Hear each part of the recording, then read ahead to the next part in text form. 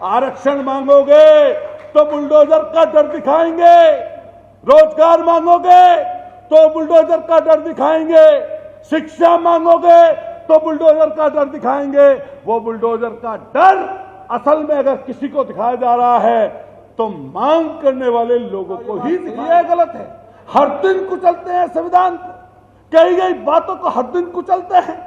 और क्या करते हैं लोग, ये सावरकर को वीर बना दे। अरे माफी वीर को वीर बनाने का काम, अगर इतिहास को बदलने का काम कोई करने वाली पार्टी और इस समय पर सत्ता में बैठे हुए लोग हैं, तो नौकरी अगर कोई पाता था तो किसान और मजदूर का बच्चा पाता था। अगर किसी ने इस चीज में भी सबसे बड़ी चोट देने की काम की है तो इस सरकार ने करने का काम है। बहुत सारे लोग लालच और डर में पीछे जाकर छुप गए हैं इस समय, इसलिए ध्यान रखना। इसलिए थाली बजा रहा था क्योंकि थाली बजाने में देश के व्यक्ति तानाशाह ने डरा कर रखा हुआ था, तो लोग ताली बजा रहे थे, थाली बजा रहे थे। ये जो अमृत महोत्सव बनाया जा रहा है, ये भी एक तरीके से गरीब, गुरबा, लाचार, किसान, बेबस लोगों के मुद्दों को उन लोगों से इस समय हटाने के लिए, ध्यान हटाने के लिए किया जा रहा है। क्या भाजपा में रहते हुए किसी की हैसियत है कि कोई आरक्षण पर बात कर दे? 187वें नंबर पर मैंने शपथ ली थी और मुझसे पहले तमाम जिलों के लोग शपथ ले चुके थे, जिनमें कई लोग ऐसे थे जो बाबा साहब द्वारा संविधान के आरक्षण के द्वारा ही बनकर उस सदन में पहुंचे थे। लेकिन उनकी हिम्मत कुव्वत इसलिए नहीं थी बाबा साहब का नाम लेने की कि कभी सरकार नाराज ना हो जाए।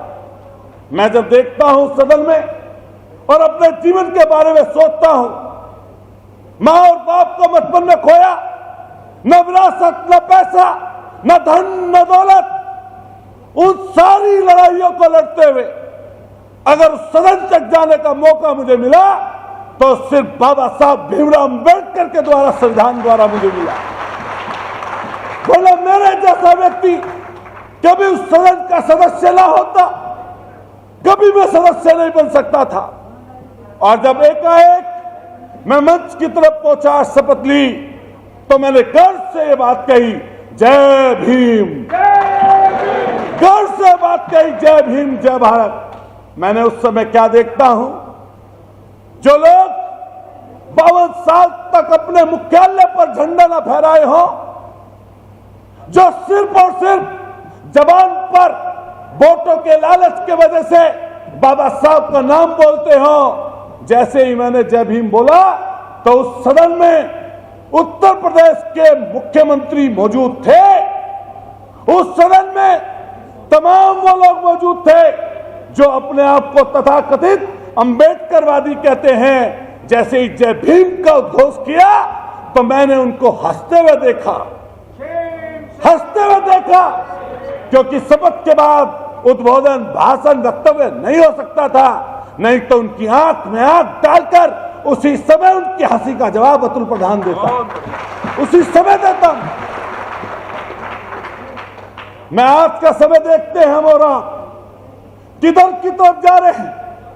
मैं तो धन्यवाद देना चाहता हूं, साधुवाद देना चाहता हूं आदरणीय आरपी सिंह जी को और इस बैठी हुई जमात को, जो इस सरकार की आंखों में आंख डालकर समाज के दबे कुचले, लाचार, शोषित, वंचित और गरीब वर्ग की बातों को उठाने का काम कर रहे हैं।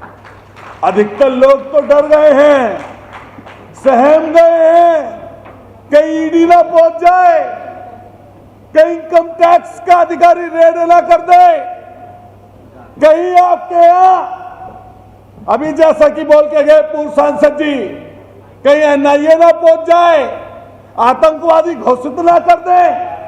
तो मैंने सदन में कई लोगों को देखा, जब बोला करते हैं आदरणीय संजय सिंह जी, कभी भी कोई व्यक्ति वक्तव्य देता है, कोई भाषण देता है, अगर डर जाएगा तो शब्द खा जाएगा, और अगर शब्द खा जाएगा तो चीजें पूरी नहीं बोल पाएगा।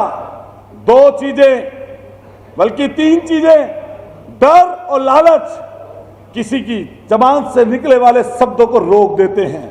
अगर डर जाता है व्यक्ति तो नहीं बोल पाता पूरी बात। और अगर लालच में आ जाए, अगर लालच हो जाए तब भी नहीं बोल पाता। आजकल अधिकतर लोग ऐसे ही हो गए हैं, ना बोल पाते, ना कह पाते, ना उस चीज को आगे लेकर जाना चाहते। मैं तो आरपी सिंह जी से कहूंगा, और जितने लोग यहां पर बैठे हैं, मैं देख रहा था आज जब मेरठ से निकल कर आया तो भाजपा के होर्डिंग पोस्टरों से शहर पटे रहते हैं आजकल। काफी माल है, उसमें तो अडानी की जरूरत भी नहीं पड़ती। असीम अरुण आ रहे थे, पूर्व आईपीएस मंत्री हैं।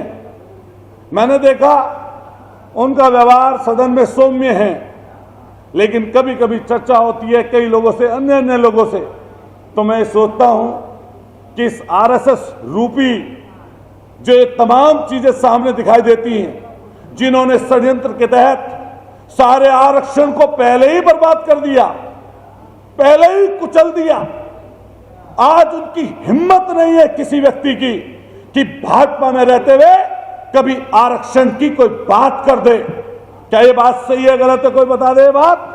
क्या भाजपा में रहते हुए किसी की हैसियत है कि कोई आरक्षण पर बात कर दे? मैं तो इससे पूछना चाहता हूं, देश के प्रधानमंत्री जी से पूछना चाहता हूं, आप बात बाबा साहब अम्बेडकर जी की करते हो, उनके ऑडिटोरियम की करते हो, तमाम तरह की चर्चाएं करना चाहते हो, जो जमात से नाम लेते हो। अभी 75वां ये जो अमृत महोत्सव बनाया जा रहा है, ये भी एक तरीके से गरीब, गुरबा, लाचार, किसान, बेबस लोगों के मुद्दों को उन लोगों से इस समय हटाने के लिए, ध्यान हटाने के लिए किया जा रहा है। ध्यान करिए, कोरोना का वो समय, जब कोरोना चल रहा था, देश भयभीत था, लोग डरे हुए थे, लोग सहमे हुए थे।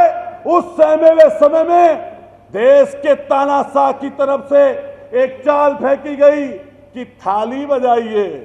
मैंने देखा कि पूरा देश सड़कों पर आकर थाली बजा रहा था।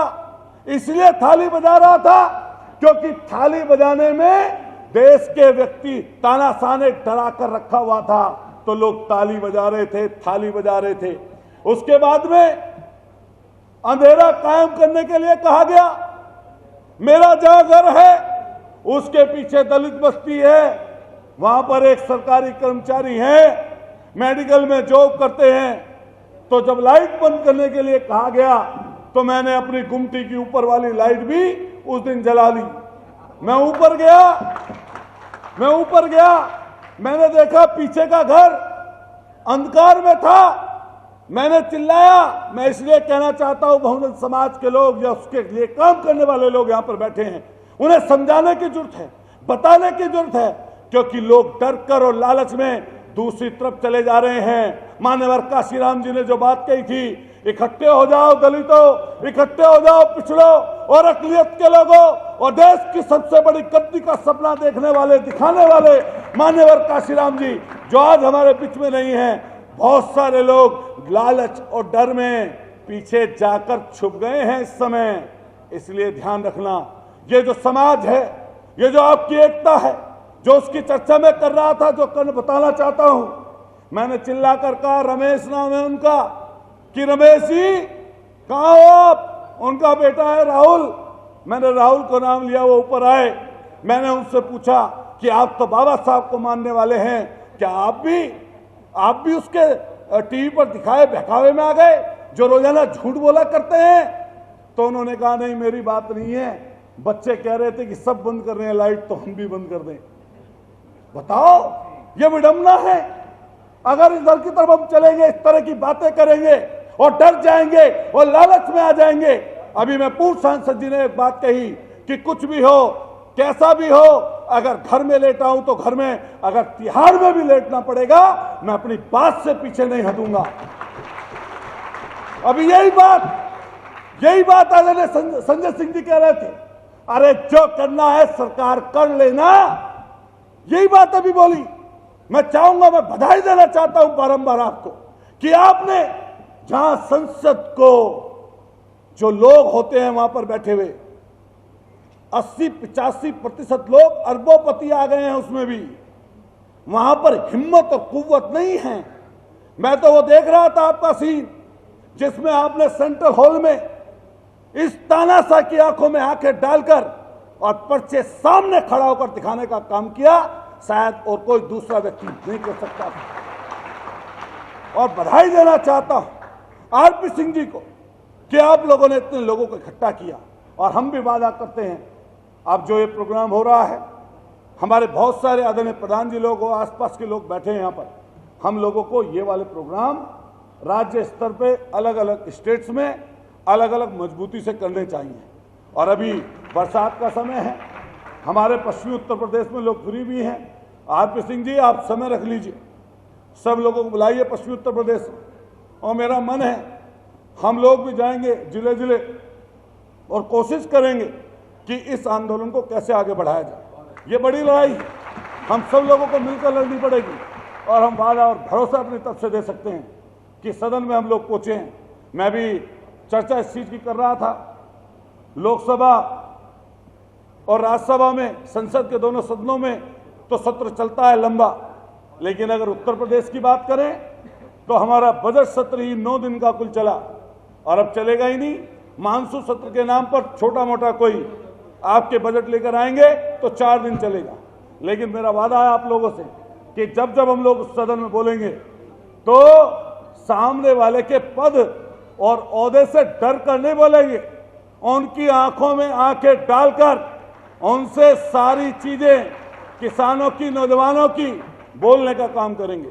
आज का समय है, आपने कई मांगे रखी हैं, जायज मांगे हैं, लेकिन मैं तो ये बात कहता हूं कि आउटसोर्सिंग की बात हो, आपके ठेके प्रथा की बात हो, ये तो चल चुकी और लगभग कोई जगह नहीं बची। अभी अग्निवीर पर बोले थे, मैंने सुना था, जो भी संसद में लोग बोला करते हैं, खासतौर से आप बोलते हैं संजय सिंह जी, तो हम लोग सुनते हैं, देखते हैं कि कैसे क्या चीज हो रही है। आपने अग्निवीरों पर जब बोला, 32 साल से जो लोग नौकरी कर रहे थे, तीनों सेनाओं का भी राजनीतिकरण इन लोगों ने कर दिया।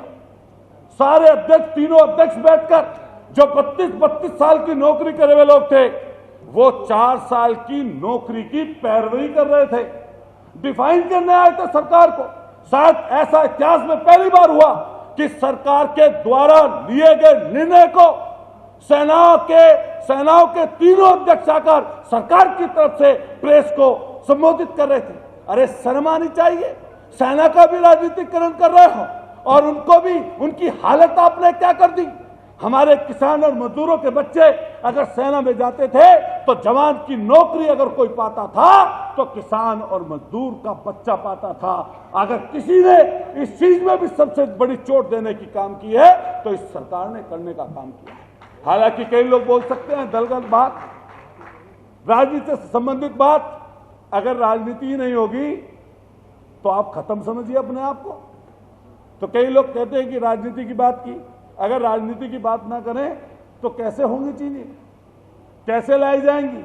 बखेर दिया ना आपको, बखेर दिया ना अलग अलग। उत्तर प्रदेश का चुनाव हो रहा था, मैं तो आपका धन्यवाद करूंगा, बाबा साहब का धन्यवाद करूंगा कि आप लोग हमारे क्षेत्र में इकट्ठे हो गए। अगर ऐसे इकट्ठे हो गए होते तो कोई उत्तर प्रदेश में इनकी सरकार बदलने से रोक नहीं सकता था। क्या रुक जाती? क्या नहीं रुकती? इनकी सरकार बदलनी तय थी, लेकिन नहीं हो पाया ऐसा। अभी बहुत बड़ी लड़ाई है। अभी बोलकर गए, अपनी बात को समाप्त करने से पहले कहना चाहता हूं कि 2024 की लड़ाई है, लड़ाई बहुत बड़ी है। सोचिए, समझिए और सोच समझ कर निर्णय लीजिए।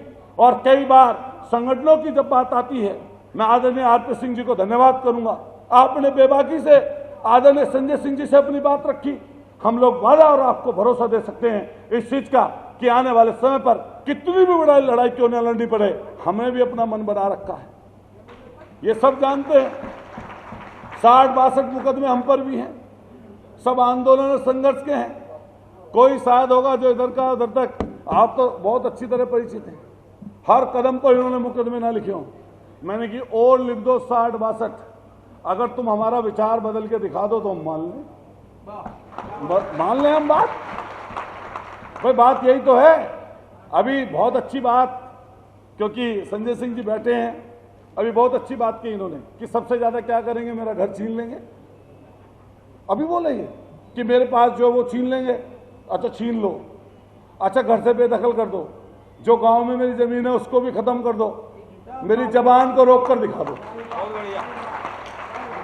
यही बोलेंगे हम भी।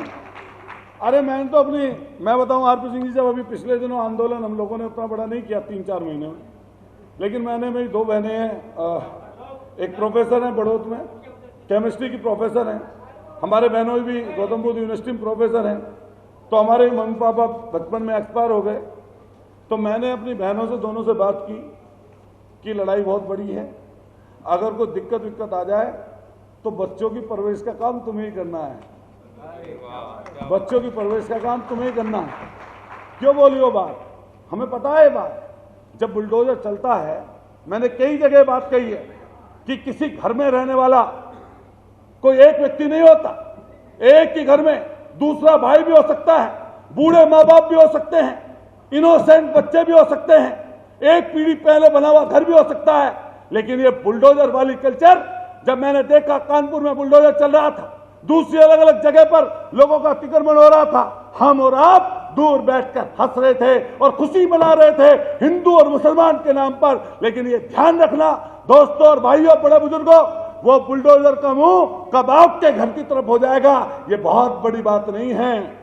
आरक्षण मांगोगे तो बुलडोजर का डर दिखाएंगे, रोजगार मांगोगे तो बुलडोजर का डर दिखाएंगे, शिक्षा मांगोगे तो बुलडोजर का डर दिखाएंगे। वो बुलडोजर का डर असल में अगर किसी को दिखाया जा रहा है तो मांग करने वाले लोगों को ही दिखाया जा रहा है। अरे गुंडे और बदमाशों को जो चाहे आप कर लो, जो चाहे चीज कर लो, लेकिन हम लोगों को आपको समझना पड़ेगा कि जो तानाशाही वो करने पर उतारू हैं, सारी चीजें, अभी संविधान की हम लोग बात कर रहे थे, संविधान की चर्चा लगातार लोग करते हैं, वो भी करते हैं, हम भी करते हैं, लेकिन संविधान लागू तो है, लेकिन इन लोगों ने उसको ताक पर उठाकर रख दिया। क्या बताओ ये बात सही है गलत है? हर दिन कुचलते हैं संविधान को, कही गई बातों को हर दिन कुचलते हैं। और क्या करते हैं लोग? ये सावरकर को वीर बना दे, वीर बना दे। अरे माफी वीर को वीर बनाने का काम, अगर इतिहास को बदलने का काम कोई करने वाली पार्टी और इस समय पर सत्ता में बैठे हुए लोग हैं तो यही लोग हैं। और ध्यान रखना, आप और हम ये बात करते रहेंगे और चीजें छीनते रहेंगे, इसलिए इकट्ठे हो जाएं और जगह जगह सम्मेलन करें। आप आरपी सिंह जी जब तय कर देंगे हम लोग लग जाएंगे और बड़ी संख्या में लोगों को इकट्ठा कर करके इस चीज की तरफ लेकर चलेंगे। मैं फिर पुनः आप सब लोगों को दिल की गहराइयों से धन्यवाद भी दूंगा और बधाई भी दूंगा कि आपकी बदौलत इतने सारे लोगों से रूबरू होने का मौका मिल गया। जब भी कोई इस तरह की स्टेज पटल होते हैं, इनसे चीजें बनती हैं, निकलती हैं। कई बार लोग चर्चा करते हैं अलग अलग दल की, संगठनों की, पार्टियों की, लेकिन अगर ये संविधान नहीं रहेगा, न कोई दल बचेगा, न कोई पार्टी बचेगी और न कोई गरीब बचेगा। ये सबको खत्म करना चाहते हैं, गुलाम बनाना चाहते हैं। इसलिए हम सब लोगों को इकट्ठा होना पड़ेगा, एकजुट होना पड़ेगा। भटकाव जितना शेड्यूल कास्ट या आदिवासी में है, उससे 10 गुना भटकाव ओबीसी वाले लोगों में है। ये कोई झूठ वाली बात नहीं है। आप देख लीजिए कहीं मंदिर मस्जिद की लड़ाई अगर किसी के गले में डाली हुई है ना, इन्हीं सब लोगों के गलों में डाली हुई है। सब कुछ छीन रहे हैं, लेकिन वही बात है। टीवी पर डिबेट में सब लोग देखते होंगे बार बार, हालांकि जो ताकतवर और नॉलेज वाला व्यक्ति होता है उससे डर जाते हैं। आपके सामने धनंजय सिंह जी कई बार नहीं बोलते, एंकर और ये लोग, लेकिन बाकी अगर कोई आता है उठा के ले आते हैं। पहले हमारे बचपन में गांव में एक वो लड़ाई होती थी, पिल्लों को ऐसे लड़ा देते थे और की करके दोनों लड़ते रहते थे। देखा था, सब बहुत जानते होंगे, हम तो सब गांव देहात के आदमी हैं। अब टीवी चैनल पर हिंदू मुसलमान के नंबर पर ऐसी तो डिबेट है, नाम पर ऐसी चल रहा है सब कुछ। खैर, बहुत बहुत आपका सबका शुक्रिया, बहुत धन्यवाद।